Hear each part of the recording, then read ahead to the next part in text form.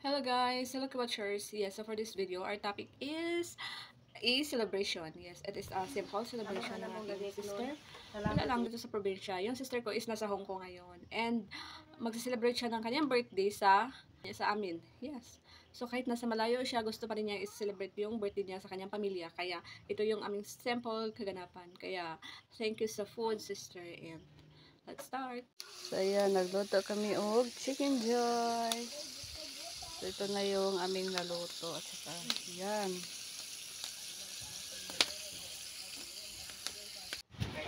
So ayan, yung ating mga plates, and yung mother ko is super busy na sa paglilinis ng table. So hindi naman masyado maraming tao, yung lola at lolo ko lang at saka kami. Dahil wala naman yung kapatid ko dito.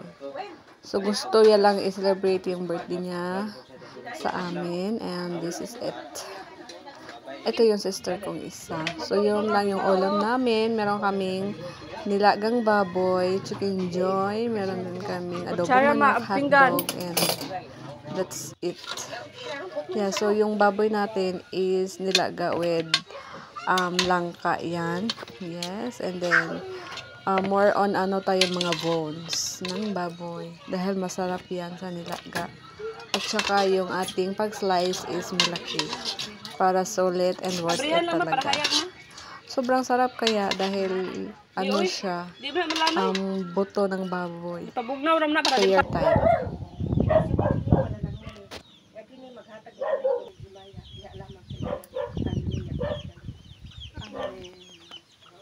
So, after prayer, hindi na makapaghintay ang aking anak sa cake.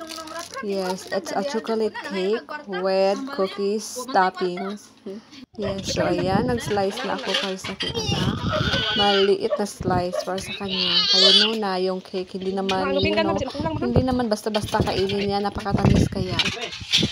So, start eating na po kami. Ayan, yung mga lula at lulo ko lang, tapos mga kapatid ko. And thanks sa cook, sponsored by sa isa kong kapatid. And then, ito yung aming butchi, yung tawag daw dito. It's butchi with cheese inside. And then, meron kaming pasalubong from Bacolod. Yes, Mercy and Bongbong's pasalubong. Thank you so much, kapatid. Yung brother ko. And yes, while eating, ito yung mga pictures na nakuha ko.